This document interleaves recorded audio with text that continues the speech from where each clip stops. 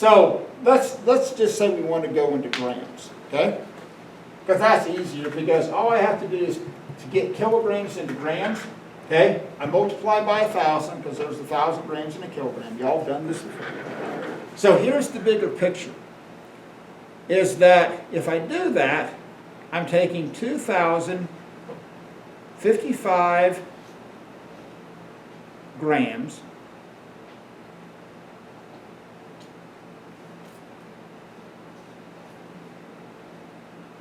and I'm adding that to 12.6 grams.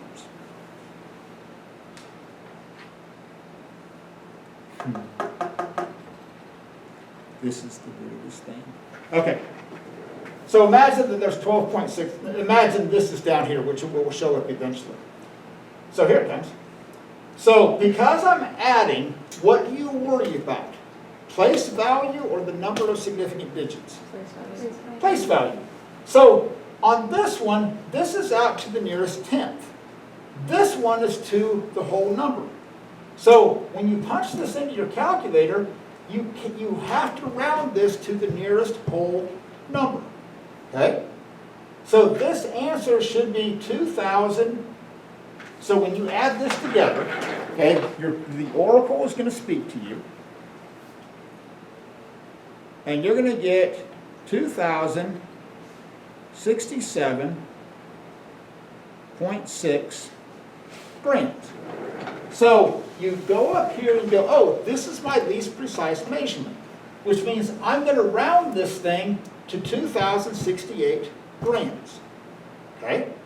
Don't look at this and go, oh, there's 3 significant digits. My answer can only have 3 significant digits. I'm not multiplying or dividing. Okay? This is addition and subtraction. Okay? So in addition and subtraction, line these numbers up, find the least precise place value. That's going to determine your answer. Okay? Now, if I were multiplying these numbers together, my answer would only have 3 significant digits, because this is the least number of significant digits. So, one of the things that you have to have straight for this test is when you multiply. I'm going to make you do both. I'm going to have 2 different problems, minimums. One where you multiply and divide, one where you add or subtract. Multiplication and division is the number of significant digits. So my concern is that, let's say that I've given you, and again, it's your zeros that will give you more fits than anything.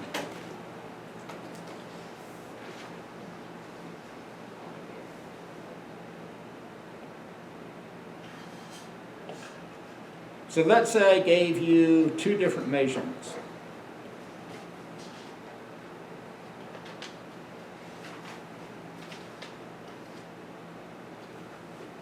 Okay?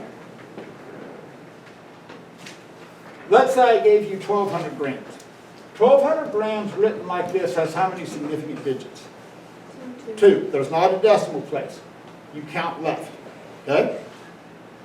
Here's the decimal place. How many significant digits does this have? 2. If there's a decimal place, you find the first non-zero digit and you count everything to the right. Okay? So this would just have 2 significant digits. Now, if I put a 0 on the end of that, would that be significant? Would that 0 be significant? Yes, because it's showing the precision of that measuring device. Okay? So the zeros will give you more fits than anything.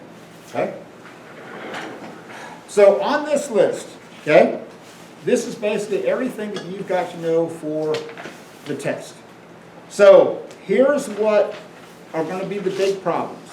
You know you're going to have that v equals 2 pi r over t. You know you're going to have a problem like that. You know you're going to have a force and acceleration graph. Okay? You know you're going to have a problem like that. You know you're going to have to be able to do dimensional analysis. Okay? And here's the deal. You have everything back to you that you've handed in. So as you prepare for this test, okay, don't blissfully look at your papers and go, oh yeah, I got that one right, I'm good, okay? No, learning is an active process. It's just like, Riley, what position do you play in softball? I'm a pitcher. Okay, Riley doesn't go out and throw one pitch and go, hey, I got it, there's the strike, I'm done, okay? Which would be cool. Same thing happens with physics. Physics becomes repetition. Go through and work those assignments again, okay? Work those significant digits assignments again. All these lectures are out on YouTube. You all have the links to them. If you're not sure, go back and watch these lectures again.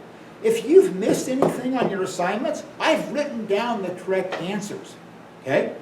Go back and look at those again and again and again. Work them again and again and again. You know exactly what's going to be on the test. So here's how the test is going to play out. It's going to be one page front to back, okay? The first probably 10 questions are going to be multiple choice questions. That's what I'm going to ask you. Hey, what's the difference between precision and accuracy? So, which one of those requires an accepted value, precision or accuracy? Accuracy. Accuracy is the target. You can only talk about accuracy if you have an accepted value that you can compare it to, okay?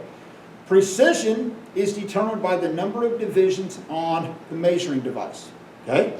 Or you can look at it in terms of if you have one measurement that goes out to like tenths, hundredths, thousandths, or if you have another one that goes out to tenths, hundredths, thousandths, 10,000ths. The more divisions that you have, the more precise the measurement is, okay? So listen to me, accuracy refers to an accepted value. Precision refers to how well you can measure, okay? Good with that. Now, independent, dependent variables. Be able to recognize the difference between the two, which one is graphed on the x-axis, which one is graphed on the y-axis. But other than that, everything that's on here is pretty much straightforward. So you got the multiple choice, then it's going to become, then I'll tell you right now, then it's going to be the force and acceleration graph. And then it's going to be on the back side is where you're going to do dimensional analysis, probably a couple of those. You're going to have to solve some problems for some variables, just like you did. Yeah, so it'll be one page front to back. If you want your own ruler to use, bring that. Eventually, if you haven't got a ruler and protractor, you need to get that. So, okay, I'm done. If you guys want to finish that up right quick, you've got that time, but I'm finito. So, Zoom people, we're out. Do we need to know the speed of light and the speed of sound? Huh? Do we need to know the speed of light and the speed of sound? No, I will give you that. Okay. You don't have to worry about Will that. you always give us those?